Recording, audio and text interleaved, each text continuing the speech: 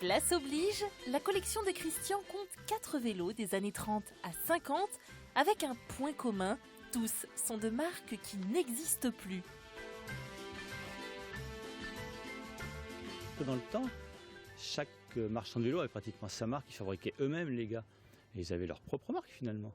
Donc il y a beaucoup de marques régionales, départementales, et ça faisait des centaines, voire plus de marques. Après, ça s'est industrialisé évidemment, donc il y a des grandes marques qui avaient plus de moyens, qui petit à petit ont dû couler les petits finalement.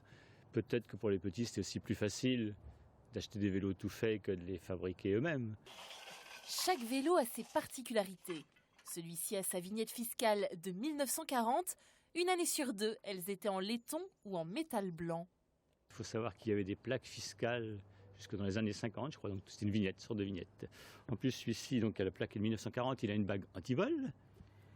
Et comme il est de 1940, il a le porte-bagages qui est la marque Le Résistant. C'est ça qui m'a fait prendre ce vélo-là. Parce que je trouve que c'est un peu humoristique, malgré que ça ne devait pas être très marrant à l'époque. Enfin, un porte-bagages Résistant en 1940.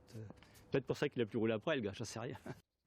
Passionné depuis toujours, Christian a tenu pendant 30 ans une boutique de vélos. Le Mans en comptait une trentaine dans les années 80. Presque toutes ont disparu aujourd'hui. S'il voit d'un bon œil le retour de la mode du vintage, il regrette l'ère du tout jetable.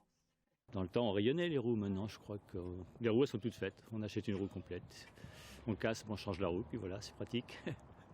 Alors qu'avant, on changeait que la jante, on changeait que le moyeu. Avant, ça fait 15 ans, hein, je ne remonte pas à des années-lumière. Coller des boyaux, ça se fait presque plus. Maintenant, il y a presque tous des pneus, donc c'est des choses qui disparaissent. Oui. Alors encore quelques années, mais dès que les gens de ma génération seront partis, les jeunes, ils savent plus ce que c'est. Si on leur donne un boyau, une roue à boyau, je crois qu'il y aura beaucoup de problèmes pour le coller. Christian exposera ses trésors samedi à la Rando Rétro d'Arnage. Une promenade ouverte à tous avec vos vélos anciens et de préférence une tenue rétro.